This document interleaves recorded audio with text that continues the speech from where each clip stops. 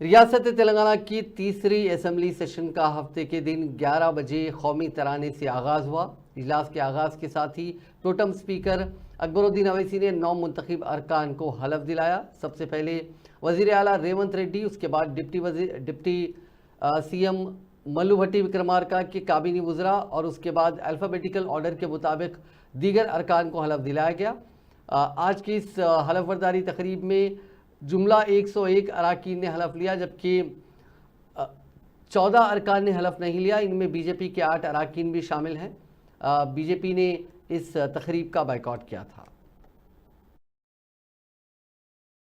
रेवंत रेड्डी अने नेनु శాసనసభ సభ్యునిగా ఎన్నికైనందున శాసనం ద్వారా నిర్మితమైన భారత రాజ్యాంగం పట్ల నిజమైన విశ్వాసం విధేయత చూపుతానని, భారతదేశ సార్వభౌమాధికారాన్ని సమగ్రతను కాపాడుతానని, నేను స్వీకరించబోయే కర్తవ్యాన్ని శ్రద్ధాశక్తులతో నిర్వహిస్తానని దైవ సాక్షిగా ప్రమాణం చేస్తున్నాను.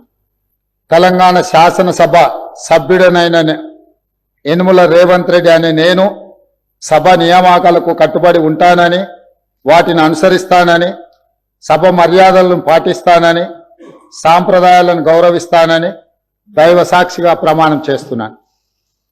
Dr. Mainampalli Rohit, having been elected a member of the Legislative Assembly, do swear in the name of God that I will bear true faith and allegiance to the Constitution of India as by law established, that I will uphold the sovereignty and integrity of India, and that I will faithfully discharge the duty upon which I am about to enter.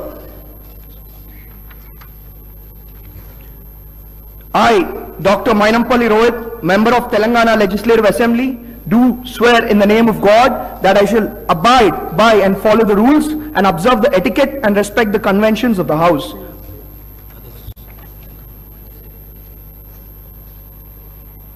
Shri Nayani Rajender Reddy గారు